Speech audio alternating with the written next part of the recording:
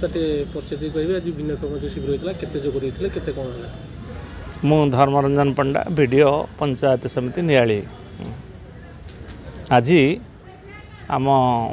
ପଞ୍ଚାୟତ ସମିତି ନିଆଳି ଅଧୀନସ୍ଥ ନିଆଳି ହାଇସ୍କୁଲରେ ଭୀମ ଭୋଇ ଭିନ୍ନକ୍ଷମ ସାମର୍ଥ୍ୟ ଶିବିର ଏଥିରେ ଅନୁଷ୍ଠିତ ହୋଇଥିଲା।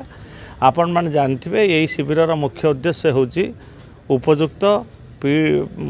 PWD କ୍ୟାଣ୍ଡିଡେଟ୍ ମାନଙ୍କୁ ଆଇଡେଣ୍ଟିଫାଏ କରିବା ଏବଂ ତାଙ୍କୁ ଆମ ସରକାରଙ୍କର ଯାହା ବିଭିନ୍ନ सोशल सिक्यूरिटी स्कीम अच्छी से एनरोल कराई तांको बेनिफिट दबा। यही क्रम आम आज जो भिन्नक्षम शिविर अनुष्ठित होता है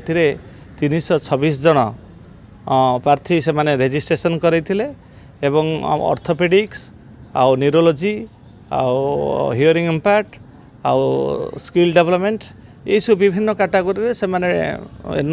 रेजिस्ट्रेशन करते डॉक्टर मान द्वारा परीक्षा करा जायथिला एवं एथि मध्य पाखापाखि 25-30 जन को विभिन्न प्रकार एड्स एंड अप्लायंस दिया जाइछि। कोउठ आस्तलो आसेगाड का कुआड आस्तलो आइटिल नियाली कोन पेई सर्टिफिकेट करेबु हमर कोन एपरंत सर्टिफिकेट हेइ नथिला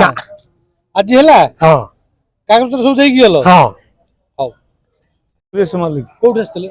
बढ़िया सही कसरदार कोन पे आस्तले ये सर्टिफिकेट पई आस्तलु नियाली रे कैंप होतला कैंप होतला कोन कोन पे तबर असुविधा कोन मोर हाथ हैंडीकैप सर्टिफिकेट हेइनी ऑनलाइन हेइनी परसेंट गोटे आगुरु करथले आ 2-3 वर्ष ला दौड़ची हेइ पारनी आ आज कोन हैला आज देखैछि तो कोन करछन्ती डॉक्यूमेंट देइछि एबे ठीक गेले हां आ खिया पे ठीक कर गेले हां हां सब ठीक ठाक अछि हां आस्तले घर कोउठ येरन कोन हेइछि कुमारी पुगो परलेस